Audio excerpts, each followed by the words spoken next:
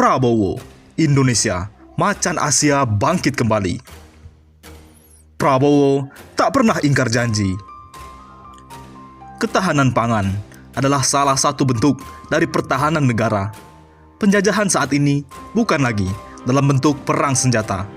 Yang paling berbahaya jika sudah perang dalam menguasai sektor pangan yang menjadi bahan bakar kehidupan. Sejarah telah mencatat keterlibatan tentara dalam ketahanan pangan sudah terjadi sejak lama. Manunggal TNI dan petani untuk pangan adalah judul yang diangkat sebagai bukti tentara benar-benar ikut di dalam ketahanan pangan. SDM Prabowo adalah para tentara mereka sendiri. Tentara yang siap diturunkan dalam situasi dan kondisi apapun. Kita sudah biasa melihat peran TNI dalam membuat jalan di Papua, membantu mengerjakan lahan mati, dan membuat saluran irigasi. Jika mereka ikut terlibat kembali, nggak ada salahnya. Itulah peringatan untuk orang yang iri kepada Prabowo. Sekarang ini adalah pembuktian untuk Prabowo. Dulu sekali, tahun 2014, Prabowo, Indonesia macan Asia bila utamakan pertanian. Indonesia dinilai bisa menjadi negara macan Asia kembali bila pemerintah dan rakyatnya mengutamakan pertumbuhan di sektor pertanian dan menutup kebocoran anggaran, kata Ketua Dewan Pembina Partai Gerindra, Prabowo Subianto, pada 2014 lalu. Namun kata Prabowo, dalam dialog radio bertema Rakyat Bertanya, Prabowo menjawab di Jakarta Selasa, sektor pertanian di Indonesia tidak diurus, tidak diperhatikan, dan terkesan disepelekan. Saya heran, elit Indonesia ini kok tidak memandang pentingnya pertanian, dan para petaninya itu disepelekan, tidak diurus, tidak dilindungi, dan tidak dibina. Saya juga sedih, kata Prabowo. Menurut Prabowo, sistem ekonomi Indonesia terlalu terkesima dengan sistem kapitalis dan pasar bebas, sehingga mengakibatkan pasar bebas diterapkan tanpa perubahan dan tidak disesuaikan dengan kondisi Indonesia. Akibatnya, ini sekarang banyak irigasi yang tidak diurus. Begitu banyak saluran irigasinya yang mampet. Terjadi pendangkalan dan sedimentasi, jadi perlu dibersihkan dan diperbaiki, tutur Prabowo. Padahal, pertanian menyangkut masalah pangan, dan pangan adalah sumber dari peradaban. Tidak ada negara kalau tidak makan. Tidak ada pangan. Mestinya kita memprioritaskan untuk membangun ratusan ribu hektar sawah, ribuan kilometer irigasi, ratusan waduk, tegasnya. Prabowo memiliki keyakinan Indonesia bisa kembali menjadi macan Asia dengan beberapa argumentasi, yakni kekayaan yang melimpah dan tak terjadi kebocoran anggaran yang disebabkan salah strategi, salah urus, dan salah prioritas. Kalau kebocoran bisa diantisipasi, maka Indonesia pun bisa cepat kembali menjadi macan Asia. Kalau kita berhasil menutup kebocoran ini, maka kita punya 1.000 triliun rupiah untuk kita bangun negara kita setiap tahunnya. Berarti pemulihan bisa sangat-sangat cepat. Kita gelontorkan dana ke rakyat. Kita bangun jalan raya, kita bangun kereta api, kita bangun pelabuhan, kita bangun sekolah-sekolah, dan kita perbaiki sekolah tanpa hutang. Prabowo mengaku pada zaman Orde Baru pembangunan sistem pertanian Indonesia sudah sangat baik. Bahkan banyak negara yang belajar dan kagum terhadap peran Bulog yang berhasil melakukan swasembada pangan. Bulog kita sudah dipelajari banyak negara. Negara-negara Afrika belajar tentang Bulog. Malaysia, Thailand, Kamboja, dan Vietnam juga belajar. Sekarang, inilah janji Menhan. Sejak kapan ketahanan pangan negara ini melibatkan TNI? Sudah sejak lama keterlibatan mereka dalam program ketahanan pangan. Tahun 1970 sampai 1980 di era Soeharto. Kala itu TNI masih bernama ABRI, Pencapaian Stabilitas Nasional di bidang pertanian. Saat itu ditandai dengan peran besar tentara dalam mensukseskan program pencapaian swasembada beras melalui BIMAS, Insus, dan Supra Insus yang dijalankan oleh Babinsa bersama penyuluh dan juga mahasiswa. Program BIMAS, Bimbingan Massal, pada tahun 1964. Tugas utama BIMAS adalah mengupayakan agar Indonesia mampu berswasembada beras pada periode 1967-1973. BIMAS disempurnakan.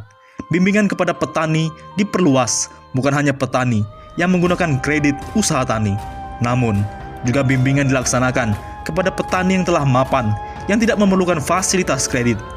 Pembinaannya menggunakan istilah intensifikasi massal atau INMAS.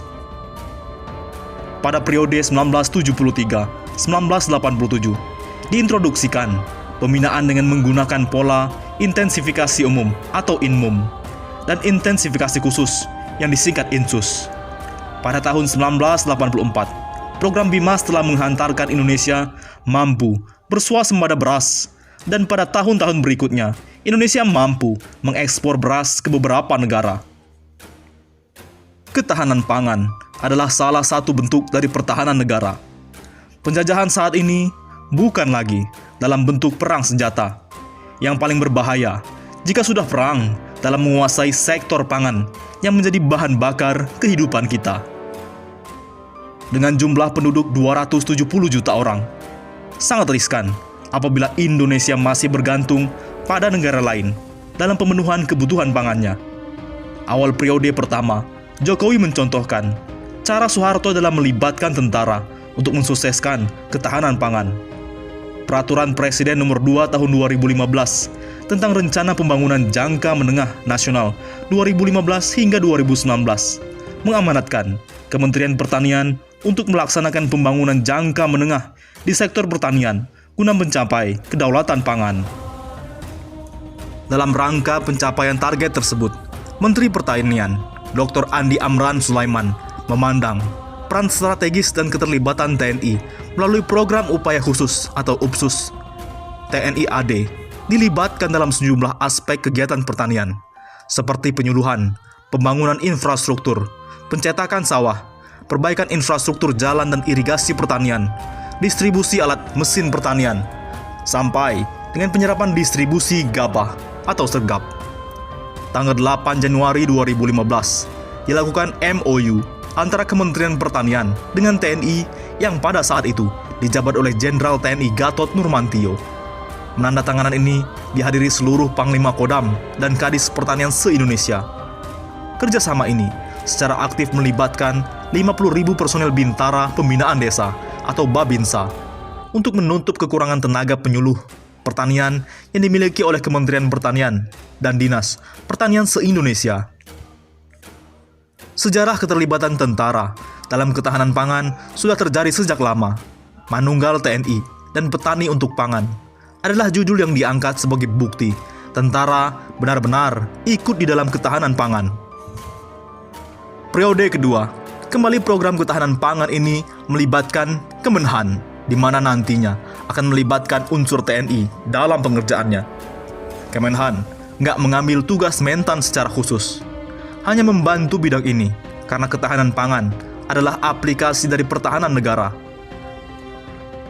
Mentan mempunyai SDM penyuluh dan petani. Ratusan ribu petani dan lahannya adalah aset paling berharga Mentan. Sedangkan SDM Menhan adalah para tentara mereka sendiri. Tentara yang siap diturunkan dalam situasi dan kondisi apapun. Kita sudah biasa melihat peran TNI dalam membuat jalan di Papua, membantu mengerjakan lahan mati, dan membuat saluran irigasi. Jika mereka ikut terlibat kembali, tak ada salahnya bukan? Lahan-lahan yang dikerjakan Mentan adalah lahan yang sudah jadi dan diperkuat infrastrukturnya seperti waduk, irigasi. Sedangkan lahan yang diurus Menhan bersama TNI adalah lahan mentah, di mana membutuhkan penanganan khusus agar terintegrasi dengan infrastruktur yang ada. Ketika lahan ini nantinya sudah jadi, maka pengelolaannya bisa diserahkan ke Mentan dan petani binaannya.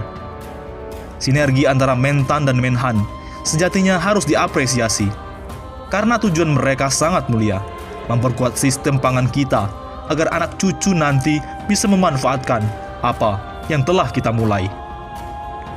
Keterlibatan TNI sesuai dengan Undang-Undang TNI di mana tugas pokoknya menjaga kedaulatan, keutuhan, dan melindungi segenap bangsa dan negara. Pelibatan ini juga sejalan dengan peran TNI dalam menjaga pertahanan nasional dan dasar hukumnya Inpres nomor 5 tahun 2011. Sosok Prabowo bukanlah orang baru di dunia pertanian. Sebelum menjabat Menhan, beliau sudah dekat dengan petani, menjadi ketua HKTI, Himpunan Kerukunan Tani Indonesia. Program ketahanan pangan sendiri adalah sebuah janji yang pernah beliau sampaikan saat kampanye Pilpres tahun lalu. Prabowo sangat antusias dalam program ini. Secara tidak langsung, apa yang beliau inginkan bisa diterapkan dengan jabatan Menhan. Semuanya demi sebuah tujuan terjadinya kedaulatan pangan di tangan anak bangsa sendiri. Yang memberi apresiasi, dihormati, yang sewot dan mencibir, disenyumi. Mereka yang bernyanyi dalam nada sumbang mungkin belum memahami bahwa apa yang sedang dilakukan Menhan adalah untuk urusan perut anak cucu mereka nanti. Menhan, rasa mentan, kata orang. Bagaimana menurut pendapat Anda?